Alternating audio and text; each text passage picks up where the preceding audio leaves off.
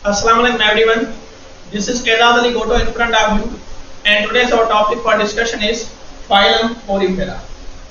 जैसा कि हमने किंगडम एनिमिलिया में जनरल फीचर्स पढ़े थे, उसके बाद क्राइटेरिया फॉर क्लासिफिकेशन को डिस्कस किया। अब उसके बाद पढ़ेंगे फाइलम पोरीफेरा। सबसे पहले जो वर्ड पोरीफेरा है, ये दो ग्रीक वर्ड्स हैं, एक है पोरस और एक होता है फेरे। पोरस वर्ड का मतलब होता है पोर्स एंड फेरे वर्ड का मतलब होता है बियरिंग, यानी कि पोर्स बियरिंग एनिमल्स।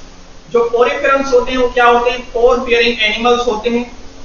और पोरीफेरंस जो है इनको पहले कंसीडर किया जाता था एज अ बोथ प्लांट भी और एनिमल्स भी, क्योंकि इनके अंदर माउथ प्रेजेंट नहीं होता, नर्वस सिस्टम प्रेजेंट नहीं होता और वो क्या होते हैं? सीसाइड होती है। अगर तीन कैरेक्टर्स हैं, absence of mouth, absence of nervous system and they have seaside lifestyle.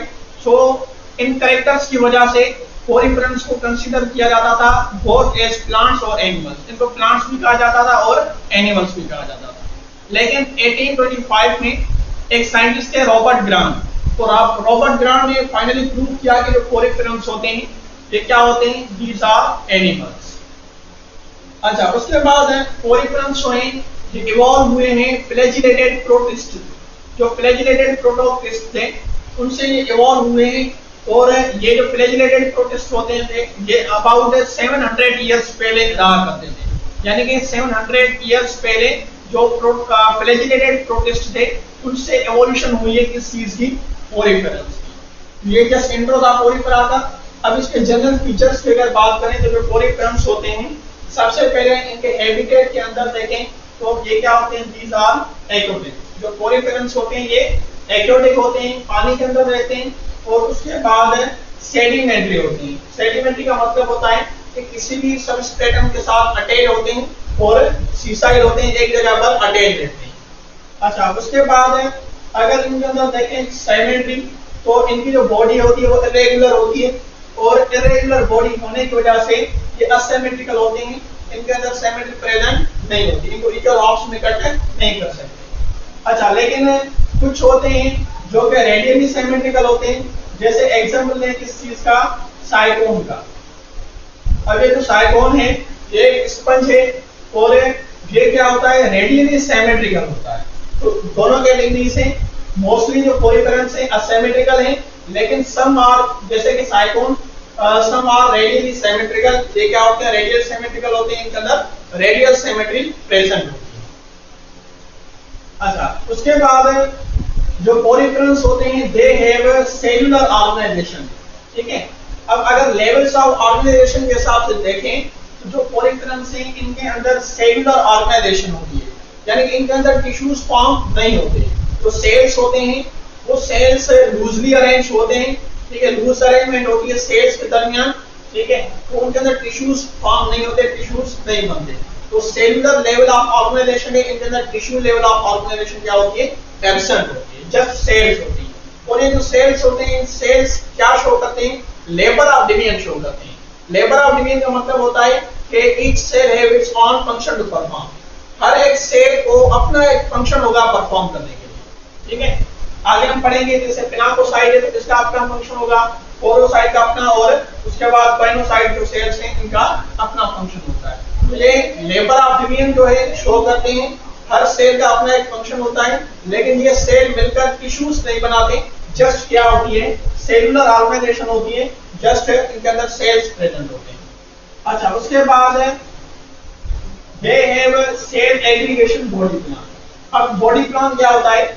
Body plan तीन टाइप्स का होता है एनिमल्स के अंदर। एक होता है सेल एग्रीगेशन, ठीक है, और उसके बाद होता है ब्लाइंड सेक, और ब्लाइंड सेक के अलावा जो बॉडी प्लान होता है that is tube with in tube. अब सेल एग्रीगेशन का मतलब ये है कि जो सेल्स हैं, जस्ट सेल का क्लस्टर मौजूद है। ठीक है, कोई भी स्पेशलाइज्ड स्ट्रक्चर नहीं बन रही, जस्ट सेल्स का एक क्लस्टर मौजूद है। तो इस क्लस्टर ऑफ सेल को क्या कहेंगे? सेल एग्रीगेशन कहेंगे, यानी कि सेल एग्रीगेट हो रहे हैं आपस में। ठीक है। अच्छा, उसके बाद अगर ब्लाइंड सेक की बात करें तो ऐसे एनिमल्स जिनके अंदर जस्ट वन ओपनिंग हो। ठीक है, just one opening serve as both mouth and anus. Mouth and anus दोनों का जो फंक्शन परफॉर्म एक ही ओपनिंग जब करें, बॉडी के अंदर एक ही ओपनिंग हो दोनों पर्पस के लिए, तो उसे क्या कहेंगे, that is body plan, that is blind state body plan. और ट्यूब विद इन ट्यूब का मतलब ये होता है कि एलिमेंट्री कैनाल या गट प्रेजेंट होता है, या बॉडी के अंदर दो ओपनिंग्स होती है, माउथ अलग होता है और एनस अलग होता है। अच्छा, नंबर 3 जनरल कैरेक्टर है, that is body is perforated with A pores. जो इनकी बॉडी होती है वो किस चीज से परफोरेटेड होती है, इसकी बॉडी के अंदर क्या प्रेजेंट होते हैं, पोर्स प्रेजेंट होते हैं। जैसे कि हमने कहा कि पोरिफेरल्स आर पोर बियरिंग एनिमल्स, तो इनके अंदर जो पोर्स होते हैं दो टाइप्स के होते हैं, एक इनकरेंट पोर्स होते हैं जिनको ओस्टिया कहते हैं, और एक होते हैं एक्सकरेंट पोर्स जिनको ओस्क्यूलम कहा जाता है। ठीक है, अब अगर हम देखें तो इधर ये जो पोर्स प्रेजेंट है, ये जो पोर्स हैं, दीस पोर्स आर इनकरेंट पोर्स, इनसे वाटर इंटर होता है। ये जो सारे पोर्स प्रेजेंट हैं, ठीक है, ये सारे इनकरेंट पोर्स हैं, ये सारे ओस्टिया हैं, इनसे वाटर क्या होगा, प्रेजेंट इंटर होगा बॉडी के अंदर, और बॉडी के बाहर वाटर को एग्जिट करने के लिए एक ही पोर होता है जिसको क्या कहा जाता है, ओस्क्यूलम कहा जाता है। और जो ओस्क्यूलम है that is called excurrent pour.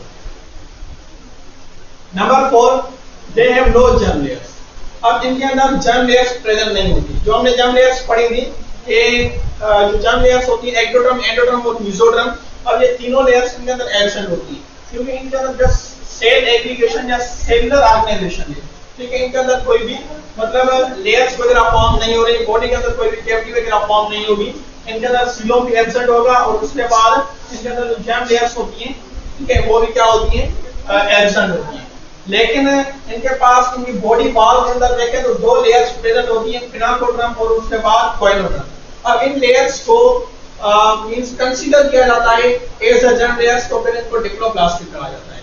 Means कुछ बुक्स की साइंस में इनको डिप्लोप्लास्टिक कहते हैं, वो इस हिसाब से कि पिनाकोड्रम और कोइनोड्रम को क्या कंसीडर करते हैं, जर्म लेयर्स। पिनाकोड्रम को एक्टोडर्म कंसीडर करते हैं और कोइनोड्रम को एंडोडर्म कंसीडर करते हैं, तो ये क्या हो जाते हैं, डिप्लोप्लास्टिक। लेकिन हमारे सिलेबस के हिसाब से इनको क्या कहा जाएगा, these are organisms with no germ layer, इनकी बॉडी में कोई भी जर्म लेयर प्रेजेंट नहीं है। अच्छा, उसके बाद बात करें मेसेनकाइम। अब मेसेनकाइम क्या होता है, ये इनकी बॉडी वॉल को समझते हैं।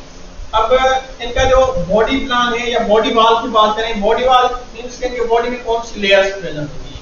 बॉडी वॉल के हिसाब से ये जो आउटवर्ड ये जो लेयर प्रेजेंट है आउटसाइड पर, this layer is called pinacoderm, इस लेयर को पिनाकोड्रम कहते हैं। फिर ये जो इनर लेयर है, this inner layer is called choanoderm, इस इनर लेयर को कोइनोड्रम कहेंगे। ठीक है, और उसके बाद दोनों लेयर्स के दरमियान क्या प्रेजेंट होता है, मीसोडीलिया। ठीक है, आउटर जो लेयर है पिनाकोड्रम, इनर लेयर कोइनोड्रम, और दोनों लेयर्स के दरमियान क्या प्रेजेंट होता है, मीसोडीलिया प्रेजेंट होता है। अब ये जो पिनाकोड्रम लेयर है, ये लेयर किस चीज से बनती है, इस लेयर को बनाने के लिए सेल्स होते हैं जिनको कहा जाता है पिनाकोसाइड सेल्स। ठीक है, अब पिनाकोसाइड सेल की डायग्राम सामने बनी हुई है। ये सेल क्या होते हैं, these cells are flattened cells। ठीक है, इनकी शेप क्या होती है, फ्लैट होती है, और इनके अंदर सेंटर पे न्यूक्लियस प्रेजेंट होती है, और इनकी ये जो लेयर्स हैं यानी कि मार्जिन्स हैं, ये मार्जिन्स क्या होती हैं, थिन होती हैं। यानी कि जो पिनाकोसाइड सेल्स हैं, they have thin margins, they have nucleus on center, और they have flat शेप, उनकी जो शेप होती है क्या होती है, फ्लैट होती है। अब ये सारे पिनाकोसाइड सेल्स अरेंज होंगे तो ये क्या बनाएंगे, आउटर लेयर बनाएंगे स्पंजेस की, और इस आउटर लेयर को क्या कहा जाता है, this outer layer is called pinacoderm. अच्छा, उसके बाद कोइनोड्रम की अगर बात करें तो जो कोइनोड्रम है, it is composed of choanocyte cells. ये कौन से सेल्स की बनी होती है, कोइनोसाइड सेल्स की बनी होती है।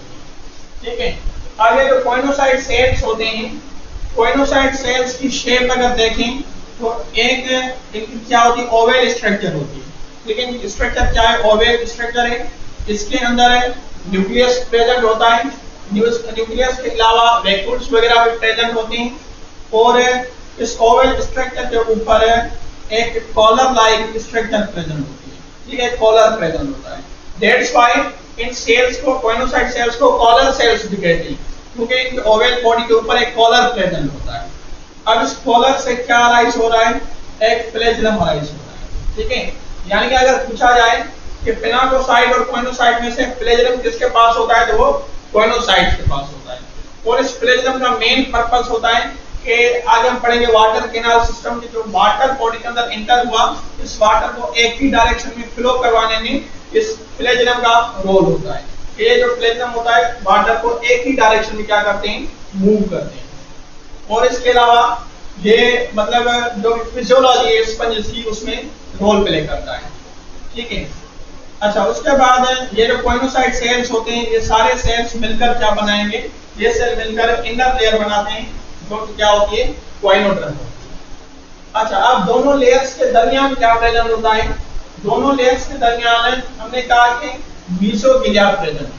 अब मीसोग्लिया एक यानी कि नॉन सेलुलर गेलेटिनस सब्सटेंस होता है, जेली लाइक सब्सटेंस होता है, जो कि नॉन सेलुलर होता है, गेलेटिनस यानी कि ये मींस ब्राइटिंग कलर का, यानी कि ये गेलेटिनस का मतलब होता है चमकदार, ठीक है, एक सब्सटेंस प्रेजेंट है। और इसके अंदर मीसोग्लिया के अंदर और क्या प्रेजेंट होगा, इसमें स्पाइक्यूल्स प्रेजेंट होते हैं और एमोवाइट सेल्स प्रेजेंट होते हैं। अब इन तीनों चीजों को कलेक्टिवली क्या कहते हैं, मीसेनकाइम कहते हैं। यानी कि मीसोग्लिया एक जेली लाइक सब्सटेंस है जो गेलेटिनस है और नॉन सेलुलर है। उसके अलावा स्पाइक्यूल्स और एमोवाइट सेल्स, अब इन तीनों को कलेक्टिव क्या कहेंगे, इनको मीसेनकाइम कहते हैं। तो हम कह सकते हैं कि पिनाकोडर्म और कोइनोडर्म के दरमियान जो मतलब मटेरियल प्रेजेंट है, इसको मीसेनकाइम कहते हैं। मीसेनकाइम इस कंडीशन में कि मीसोग्लिया, स्पाइक्यूल्स और एमोवाइट सेल्स को या एमोवाइट जो सेल्स है इनको कलेक्टिवली कहें। अच्छा, स्पाइक्यूल्स क्या होते हैं, स्पाइक्यूल्स एंडोस्केलेटन बनाती है स्पंजेस का। स्पंजेस के अंदर जो एंडोस्केलेटन होता है वो किस चीज का बना होता है, स्पाइक्यूल्स का। अब स्पाइक्यूल्स कैल्शियम कार्बोनेट के बने होते हैं और कुछ स्पाइक्यूल्स सिलिकॉन के बने होते हैं या सिलिका, ठीक है, सिलिका और कैल्शियम कार्बोनेट के बने होते हैं। और कुछ स्पाइक्यूल्स होते हैं वो स्पॉन्जिक फाइबर्स के बने होते हैं। Spicules are needle like structures, needle like structures होती है मीसेनकाइम के अंदर, और वो क्या रोल करती है या क्या बनाती है, दे फॉर्म एंडोस्केलेटन, वो एंडोस्केलेटन बनाती है। अब स्पाइक्यूल्स के अगर टाइप्स की बात करें तो कुछ स्पाइक्यूल्स कैल्शियम कार्बोनेट के बने होते हैं, कुछ जो स्पाइक्यूल्स होते हैं वो सिलिका के बने होते हैं, और कुछ स्पाइक्यूल्स स्पॉन्जिक फाइबर्स के बने होते हैं। अब ये जो स्पॉन्जिक फाइबर्स हैं ये क्या होती है, प्रोटीन्स होती है। तो spicules are also formed of proteins, ये प्रोटीन के भी बने होते हैं। अच्छा, एमोवाइट सेल्स या एमोबोसाइट सेल्स होते हैं। अब ये सारे जो सेल्स की लिस्ट हमने मेंशन की है, ये सारे कौन से सेल्स हैं, एमोवाइट सेल्स। अब एमोवाइट सेल्स हुए, इनमें एक सेल्स प्रेजेंट होते हैं आर्चियोसाइट। अब ये जो आर्चियोसाइट सेल्स हैं, दीज सेल्स, अच्छा एमोबोसाइट्स को एमोवाइट इस वजह से कहते हैं कि ये मीसेनकाइम के अंदर मूव करते रहते हैं, ठीक है, लोकोमोट करते रहते हैं फंक्शन परफॉर्म करने के लिए, इस वजह से इनको कहा जाता है एमोवाइट सेल्स या एमोबोसाइट सेल्स। अब इनमें जो आर्चियोसाइट सेल्स हैं ये टोटीपोटेंट होते हैं। टोटीपोटेंट का मतलब ये है कि आर्चियोसाइट सेल के अंदर एबिलिटी है कि वो मुकम्मल स्पंज के अंदर डिफरेंशिएट हो सकता है, मुकम्मल स्पंज बना सकता है। इस वजह से इनको क्या कहा जाता है, आर्चियोसाइट सेल्स कहा जाता है, टोटीपोटेंट। अच्छा, उसके बाद क्रोमोसाइट सेल्स होते हैं। एमोबोसाइट का टाइप है क्रोमोसाइट, जिसके पास ग्रेन्यूल्स मौजूद होते हैं, जो कलर ग्रेन्यूल्स हो सकते हैं। थीसोसाइट सेल्स जो कि जो फूड के ग्रेन्यूल्स होते हैं, इनके पास रिजर्व फूड ग्रेन्यूल्स प्रेजेंट होते हैं, यानी कि जो फूड है वो ग्रेन्यूल्स की फॉर्म में इनके पास रिजर्व होता है। अच्छा, माइक्रोसाइट जो सेल्स हैं ये हाईली कॉन्ट्रैक्टाइल होते हैं। उसके अलावा ट्रोफोसाइट सेल्स ये नर्स सेल्स होंगे जो कि डेवलपिंग सेल्स को न्यूट्रिशन प्रोवाइड करते हैं। उसके अलावा ग्लैंड सेल्स जो सीमी सीक्रेशंस प्रोड्यूस करते हैं, सीमी सीक्रेशन प्रोड्यूस करते हैं, ठीक है, ग्लैंड सेल्स। उसके बाद सेक्स सेल्स होते हैं जो कि गैमीट्स बनाते हैं या गैमीट्स को सेक्स सेल कहते हैं। और स्क्लेरोप्लास्ट होते हैं जो कि स्पाइक्यूल्स बनाते हैं। ठीक है।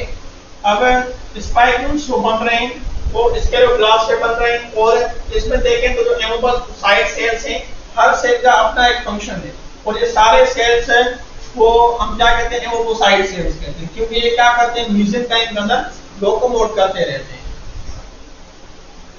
अच्छा, उसके बाद एक्सक्रीशन की अगर बात करें तो जो एक्सक्रीशन है ओरिफेरस के अंदर, और रेस्पिरेशन ये होती है बाय सिंपल डिफरेंस, ठीक है। सिंपल डिफरेंस के थ्रू ये क्या करते हैं, रेस्पिरेशन भी परफॉर्म करते हैं और एक्सक्रीशन भी। अब ये कैसे होता है ये समझेंगे, वाटर कैनाल सिस्टम, ठीक है। उसके अलावा इनके अंदर जो डाइजेशन होती है वो क्या होती है, इंटरनल होती है, ठीक है, इंटरनल डाइजेशन होगी, और ये रिप्रोड्यूस करते हैं asexually by the methods of asexual, जो मेथड्स होते हैं उनमें रीजनरेशन बर्थडे का आ जाता है या फिर गैम्यूल्स फॉर्मेशन आ जाएगा, ठीक है। अब ये जो तीन मेथड्स हैं ये असेक्सुअल रिप्रोडक्शन के मेथड्स हैं जो प्रेजेंट होते हैं ओरिफेरस के अंदर, ठीक है। ये सेक्सुअली रिप्रोड्यूस करते हैं, और ये क्या होते हैं, हर्माफ्रोडाइट्स होते हैं। हर्माफ्रोडाइट का मतलब ये है कि एक ही बॉडी के अंदर मेल और फीमेल दोनों सेक्सेस प्रेजेंट होते हैं। Both the sexes are present in same individual, that is called hermaphrodite, यानी कि मेल भी इसके अंदर होगा और फीमेल भी इसके अंदर, यानी कि मेल सेल्स जो गैमीट्स हैं, मेल गैमीट्स भी इससे प्रोड्यूस होंगे और फीमेल गैमीट्स भी इसी स्पर्म से प्रोड्यूस होंगे। और इनके अंदर जो लार्वा बनता है, दिस लार्वा इज कॉल्ड पेरेन्कान्यूला और एम्फीप्लास्टुला, ठीक है। इस लार्वा का जब हम फाइलम्स पढ़ेंगे तो हर फाइलम के अंदर एक अलग लार्वा बनता है, हर फाइलम का लार्वा जो है उसका नेम क्या होता है, अलग होता है। तो जो स्पंज के अंदर लार्वा बन रहा है इसको क्या कहते हैं, पेरेन्कान्यूला और एम्फीप्लास्टुला। और ये लार्वा क्या होता है, दिस लार्वा इज मोटाई, लार्वा मोटाई होता है। अब देखिए ये जो सिस्टम्स है, एक्सक्रीशन और रेस्पिरेशन तो बाय सिंपल डिफरेंट हो रही है, ठीक है। उसके अलावा जो इंटरनल डाइजेशन है, रिप्रोडक्शन असेक्सुअल और सेक्सुअल, जिसमें गैम्यूल्स यानी फॉर्मेशन आ गया। गैम्यूल्स फॉर्मेशन किसे कहते हैं, गैम्यूल्स आर इंटरनल बर्ड्स, ठीक है। बर्थडे का प्रोसेस हो रहा है लेकिन उसके साथ साथ इंटरनल बर्ड्स बनती हैं, जिसको क्या कहा जाता है, गैम्यूल्स, जो स्पंजिला के अंदर बनती है, जो कि फ्रेश वाटर स्पंज है, ठीक है। तो इसका प्रोसेस और सेक्सुअल रिप्रोडक्शन में जो सेक्स सेल्स बन रहे हैं, ठीक है, उनकी फॉर्मेशन वगैरह। अब ये जो सिस्टम्स हैं, अब अगर आप कहें तो इनके ऊपर एक अलग से लेक्चर बनाएं, ठीक है। अगर ये टॉपिक्स आपको डिटेल में समझ लेंगे तो आप कमेंट सेक्शन में बताएं, तो इनके ऊपर एक अलग से लेक्चर बनाएंगे, ठीक है। वरना ये जो सारे जनरल कैरेक्टर्स हैं ये सारे हम डिस्कस करेंगे। अच्छा, उसके बाद अब डिस्कस करते हैं वाटर कैनाल सिस्टम को। हमने बात की किस चीज की, पोर्स की, ठीक है। ये जो पोर्स होते हैं ये कौन से सेल से बनते हैं, पोरोसाइट सेल्स। जो पोरोसाइट सेल्स हैं क्या बनाती हैं, पोर्स बनाते हैं, जिनको हम क्या कहते हैं, ओस्टिया कहते हैं। अब पोरोसाइट सेल्स है प्रेजेंट होते हैं बिटवीन पिनाकोसाइट, लेट सपोज एक पिनाकोसाइट सेल है और एक पिनाकोसाइट, अब इन दोनों के दरमियान क्या मौजूद होगा, एक पोरोसाइट सेल प्रेजेंट होगा। तो डिफरेंट प्लेसेस पर पिनाकोसाइट सेल्स के दरमियान पोरोसाइट सेल्स प्रेजेंट होती है। पोरोसाइट सेल की अगर शेप की बात करें, स्ट्रक्चर की बात करें, तो इनकी जो स्ट्रक्चर होती है वो बैरल लाइक होती है, ठीक है, सिलेंड्रिकल या फिर बैरल लाइक स्ट्रक्चर होती है।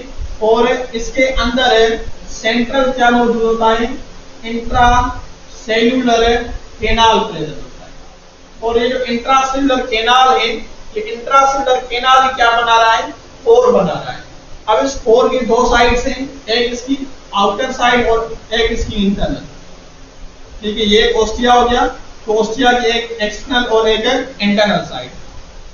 अब ये जो ओस्टिया की एक्सटर्नल साइड है इसको क्या कहेंगे, this is called dermal ostia. इसको क्या कहते हैं, डर्मल ओस्टिया कहते हैं, क्योंकि आउटर साइड में प्रेजेंट है। और जो इनर साइड है इस पर जो इसकी जो इनर साइड है ओस्टिया की, इसको कहते हैं gastral ostia, this is called gastral ostia, ठीक है, क्योंकि ये इनर साइड पर प्रेजेंट होता है। अगर विड्थ के हिसाब से कंपेयर करें तो जो गैस्ट्रल ओस्टिया होता है ये क्या होता है, नैरोअर होता है as compare to dermal. Dermal ostia ये वाइड होता है और जो गैस्ट्रल ओस्टिया ये क्या होता है, नैरो होता है, लेकिन इनकी जो विड्थ है वो चेंज होती है। और ये जो इंट्रासेल्युलर है, जो कैनाल प्रेजेंट है सेंटर पे, तो ये जो बेरल लाइक सेल है पोरोसाइट, ये दो पार्ट्स में डिवाइड हो जाता है। तो न्यूक्लियस है प्रेजेंट होगा एनी वन ऑफ देम, ठीक है, किसी पार्ट में हो सकती है, या इस साइड या इस साइड प्रेजेंट होगा। अच्छा, अब ये जो ऑस्ट्रिया है, इन ऑस्ट्रिया के थ्रू वाटर इंटर होता है स्पंज की बॉडी में, और ऑस्कुलम के थ्रू क्या हो जाता है, एग्जिट हो जाता है। तो वाटर कैनाल सिस्टम कैसे बनता है, जो स्पंज हैं they need continuous current of water flowing. देखिए स्पंज को क्या चाहिए, वाटर का एक कंटिन्यूअस फ्लो चाहिए उनके बॉडी के अंदर, ठीक है, फॉर रेस्पिरेशन परफॉर्म करने के लिए, और उसके बाद एक्सक्रीशन परफॉर्म करने के लिए, और न्यूट्रिशन एंड रिप्रोडक्शन परफॉर्म करने के लिए। यानी जो ये सारे जो फिजियोलॉजिकल फंक्शंस हैं स्पंज की बॉडी में, ये डिपेंड करते हैं किस चीज पर, वाटर कैनाल सिस्टम में। अगर वाटर इनकी बॉडी से पास होगा तो ये सारे जो फंक्शंस हैं ये भी क्या होंगे, परफॉर्म होंगे, ठीक है। अब रेस्पिरेशन की अगर बात करें तो रेस्पिरेशन में क्या होगा कि ये जो वाटर एंटर होगा बॉडी से, इस वाटर के अंदर जो ऑक्सीजन है वो क्या हो जाएगी, डिफ्यूज हो जाएगी, ठीक है, इन स्पंज की बॉडी में, और बॉडी से जो कार्बन डाइऑक्साइड है वो एक्सहेल कर देंगे किस चीज के अंदर, इस वाटर के अंदर। इसी तरह से जो वेस्ट प्रोडक्ट्स बन रही हैं बॉडी के सेल्स के अंदर, वो भी डिफ्यूज हो जाती हैं आउटसाइड द बॉडी इस वाटर के अंदर, ठीक है। और न्यूट्रिशन, यानी कि जो वाटर एंटर हो रहा है बॉडी में, इसमें क्या मौजूद होते हैं, डायटम फ्लैगेलेट्स मौजूद होते हैं, या प्रोटोजोन्स वगैरह मौजूद होते हैं, यूनिसेलुलर जो भी ऑर्गेनिजम्स होते हैं, वो सारे ये इनटेक करते हैं एज अ न्यूट्रिशन। तो इनका जो सोर्स ऑफ न्यूट्रिशन है वो भी क्या है कि वाटर के थ्रू ये अपने न्यूट्रिएंट्स जो है वो हासिल करते हैं। तो इस वजह से इनकी न्यूट्रिशन पे डिपेंड करती है वाटर कैनाल सिस्टम पर। और रिप्रोडक्शन, यानी कि इनके जो सेक्स सेल्स होते हैं ये भी वाटर के थ्रू जो है वो क्या करते हैं, मूव करते हैं from one sperm to another. अच्छा, अब वाटर कैनाल में अगर डायरेक्शन ऑफ वाटर की बात करें तो सबसे पहले क्या होगा, इंग्रेसिंग वाटर, यानी कि वो वाटर जो बॉडी के अंदर इंटर हो रहा है, this water is called ingressing water, जो इनसाइड इंटर हो रहा है। अब इंग्रेसिंग वाटर पहले इंटर होगा किस चीज से, डर्मल ओस्टिया, ठीक है, डर्मल ओस्टिया से ये क्या हुआ, इंटर हुआ, फिर ये एग्जिट होगा किस चीज से, गैस्ट्रल ओस्टिया से, ठीक है, डर्मल ओस्टिया, उसके बाद गैस्ट्रल ओस्टिया, गैस्ट्रल ओस्टिया के बाद ये आएगा स्पंज ओस्टिया के अंदर। अब ये सारी जो कैविटी प्रेजेंट है स्पंज की बॉडी के अंदर, इस कैविटी को क्या कहते हैं, this cavity is called spongocoel, या फिर इसको पैरागैस्ट्रिक कैविटी भी कहते हैं, ठीक है, स्पंजोसील और पैरागैस्ट्रिक कैविटी। अब इस कैविटी में क्या होगा, हमने डिस्कस किया कि जो फ्लैजिलेटेड सेल्स होते हैं, कॉइनोसाइट सेल्स, इनके अंदर फ्लैजिलम प्रेजेंट है। ये जो सारे फ्लैजिला हैं ये सारे एक ही डायरेक्शन में बीट करेंगे, जिसकी वजह से जो वाटर है वो एक ही डायरेक्शन में अपवर्ड मूव करेगा टुवर्ड्स ऑस्कुलम। और ये जो ऑस्कुलम है एक्स करंट पोर है, और इस ऑस्कुलम के थ्रू जो वाटर है वो सारा क्या हो जाएगा, बॉडी से एग्जिट हो जाएगा, ठीक है। तो ये होता है वाटर कैनाल सिस्टम। अब वाटर जो कैनाल सिस्टम है ये स्पंजेस के अंदर डिफरेंट टाइप्स का होता है, जैसे कि एस्कोनॉइड, ठीक है, साइकोनॉइड, और उसके बाद ल्यूकोनॉइड, ठीक है, जिसको सिंपली एस्कोन, साइकोन और ल्यूकोन कहते हैं। तो ये क्या है, ये थ्री डिफरेंट टाइप्स हैं स्पंजेस के on the basis of water canal system.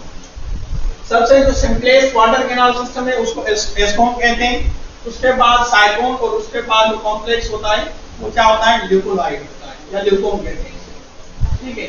अब एस्कोन में क्या होगा, बिल्कुल सिंपलेस्ट वाटर कैनाल सिस्टम है, जैसे हमने इधर डिस्कस किया कि जस्ट इनके अंदर ओस्टिया और ओस्टियम दो तरह के पोर्स होते हैं, और ओस्टिया के डर्मल पोर से वाटर एंटर होगा, ठीक है, गैस्ट्रल पोर से ये एग्जिट होगा किस चीज के अंदर, स्पंजोसील के अंदर, ठीक है। ये जो कैविटी है स्पंजोसील, अब ये स्पंजोसील के अंदर एंटर हुआ, फिर स्पंजोसील से ये ऑस्कुलम के थ्रू वाटर एग्जिट हो जाएगा, यानी कि सिंपल पाथवे ओस्टिया से एंटर होना है और ऑस्कुलम से एग्जिट होना है। ओस्टिया के डर्मल पोर के बाद गैस्ट्रल पोर से स्पंजोसील के अंदर, और स्पंजोसील से ऑस्कुलम के through out of the body जो वाटर है वो क्या हो जाएगा, एग्जिट हो जाएगा, ठीक है। अब ये जो एस्कोन टाइप जो वाटर कैनाल सिस्टम मिलता है, ये मिलता है ल्यूकोसोलेनिया स्पंज के अंदर, ठीक है, ये एक स्पीशी है ल्यूकोसोलेनिया स्पंज के एक स्पीशी है, जिसके अंदर जो वाटर कैनाल सिस्टम होता है simplest water canal system asconoid present होता है। अच्छा, उसके बाद अगर बात करें साइकोनॉइड की, तो साइक्लोराइड में क्या होगा कि जो वाटर कैनाल सिस्टम में ये कुछ कॉम्प्लेक्स होता है S content of S complex, ठीक है। इनमें जिगजैग जो बॉडी वाली ये जिगजैग शेप होती है। तो सबसे पहले क्या होगा, इसके अंदर दो कैनाल्स बनेंगे, एक होता है इंकरेंट कैनाल और एक होता है रेडियल। क्योंकि ये जो जिगजैग है बॉडी वाल है, तो इस बॉडी वाल के अंदर जिगजैग होने की वजह से एक आउटर साइड पर कैनाल बन रहा है और एक इंटरनल साइड पर, ठीक है। अगर ऐसे देखें तो ये एक एक्सटर्नल साइड पर बन रहा है कैनाल और एक इंटरनल साइड पर। अब ये जो आउटर साइड पर ये जो कैनाल बन रहा है, इस canal is called incurrent canal, क्योंकि इस कैनाल के थ्रू जो वाटर है वो क्या होगा, एंटर होगा बॉडी के अंदर। और उसके बाद जो इंटरनल साइड पर जो कैनाल प्रेजेंट है, this canal is called radial canal. सबसे पहले कैनाल कितने, दो, जो आउटर साइड पर प्रेजेंट होगा इंकरेंट कैनाल और जो इंटरनल साइड पर प्रेजेंट होगा दैट इज रेडियल कैनाल। अब यहां पर एक कोर प्रेजेंट होता है बिटवीन इंकरेंट एंड एक्सकरेंट कैनाल, ठीक है। इस बॉडी वाल के अंदर एक कोर प्रेजेंट है इंकरेंट और रेडियल कैनाल के अंदर, ठीक है। अब इस कोर को क्या कहेंगे, this core is called prosopyle, ठीक है। Prosopyle is a core between incurrent canal and radial canal. अब वाटर जो इंकरेंट कैनाल के अंदर था, ये इस प्रोसोपाइल कोर के थ्रू कहां पर आ गया, रेडियल कैनाल के अंदर। अब ये रेडियल कैनाल और जो स्पॉन्जियोसिल कैविटी है, इसके दरमियान में एक लेयर प्रेजेंट होती है बॉडी वाल की, ठीक है। और इस लेयर में कोर प्रेजेंट होता है दैट इज कॉल्ड एपोफाइल। यानी कि सिंपली हम कहें कि रेडियल कैनाल से जो वाटर है वो स्पॉन्जियोसिल कैविटी के अंदर एंटर होगा, फिर वो core, this core is called apopyle. तो दो इनके अंदर कैनाल थी और दो पोर्स हैं, ठीक है। एक आउटर कैनाल जो इंटरनल कैनाल है और एक इंटरनल साइड पर रेडियल कैनाल। दोनों कैनाल के दरमियान प्रोसोपाइल कोर होगा और रेडियल कैनाल और स्पॉन्जियोसिल के दरमियान जो कोर प्रेजेंट है दैट इज कॉल्ड एपोफाइल। अच्छा, अब इसके बाद जो थर्ड टाइप होता है, अच्छा, इसमें स्काइफा जो स्पंज है, ठीक है, जो स्पेशली स्पंज की, इसके अंदर इसको साइकोनॉइड जो वाटर कैनाल सिस्टम में प्रेजेंट होता है। अच्छा, नंबर थर्ड जो कैनाल सिस्टम है दैट इज ल्यूकोनॉइड। अब ल्यूकोनॉइड के अंदर मोर कॉम्प्लेक्स सिस्टम, इन दोनों से ज्यादा कॉम्प्लेक्स वाटर कैनाल सिस्टम होता है वो ल्यूकोनॉइड के अंदर होता है। अब ल्यूकोनॉइड में क्या होगा, ल्यूकोनॉइड में बहुत सारे फ्लैजिलेटेड चेंबर्स होते हैं, ठीक है। ये जो बार लाइक स्ट्रक्चर्स नजर आ रही हैं, ये सारे क्या हैं, फ्लैजिलेटेड चेंबर्स हैं। इनके अंदर फ्लैजिला प्रेजेंट होते हैं और ये चेंबर लाइक स्ट्रक्चर्स हैं, ये चेंबर्स होते हैं। अब क्या होगा कि जो वाटर एंटर होगा, ठीक है, कैनाल्स के अंदर, इन कैनाल्स को क्या कहेंगे, इंकरेंट कैनाल, ठीक है। इंकरेंट कैनाल वो कैनाल्स हैं, ठीक है, जहां से जो वाटर है वो एंटर हो रहा है स्पंज की बॉडी के अंदर। फिर इंकरेंट कैनाल से वाटर जाएगा इस चीज में जो फ्लैजिलेटेड चेंबर्स हैं इनके अंदर, फिर फ्लैजिलेटेड चेंबर्स के थ्रू ये जो वाटर है ये एक्सकरेंट कैनाल, ठीक है, एक्सकरेंट कैनाल से जाकर स्पॉन्जियोसिल कैविटी के अंदर एग्जिट होगा। यानी स्पॉन्जियोसिल कैविटी, ठीक है, और जो एक्सटर्नल जो बॉडी वाल है, एक्सटर्नल बॉडी वाल में क्या मौजूद होते हैं, ओस्टिया। ओस्टिया के पास इंकरेंट कैनाल्स प्रेजेंट होंगे। इंकरेंट कैनाल से वाटर जाएगा फ्लैजिलेटेड चेंबर में और फ्लैजिलेटेड चेंबर के बाद एक कोर प्रेजेंट होता है जिसको क्या कहते हैं, एपोफाइल, ठीक है। अच्छा, इधर में जो कैनाल प्रेजेंट है वो कैनाल कितने हैं, दो हैं, ठीक है। इंकरेंट कैनाल जहां से वाटर एंटर हो रहा है इनटू चेंबर, ठीक है, और उसके बाद एक एक्सटर्नल कैनाल जहां से जो वाटर है वो एंटर हो रहा है इनटू स्पॉन्जियोसिल कैविटी। अब एक कोर प्रेजेंट है, ठीक है, कौन सा, प्रोसोपाइल, ठीक है। प्रोसोपाइल जो कोर है वो मौजूद होता है चेंबर्स के अंदर, यानी कि between incurrent canal and chamber. ये इंकरेंट कैनाल में वाटर एंटर हुआ तो ये वाटर अब कहां पर जाना है, चेंबर में।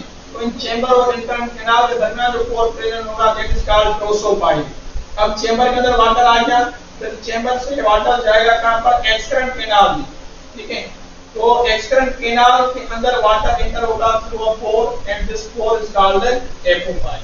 यानी कि सिंपल बात है, इंकरेंट कैनाल से वाटर एंटर हुआ, ठीक है। इंटरन कैनाल चेंबर में जाने के लिए जो पोर है दैट इज प्रोसोपाइल, और चेंबर से फिर एक्सटर्नल कैनाल में जो वाटर मूव कर रहा है थ्रू एपोपाइल, एंड जो एक्सटर्नल कैनाल होता है इसके थ्रू ये वाटर चला जाएगा स्पॉन्जियोसील कैविटी के अंदर।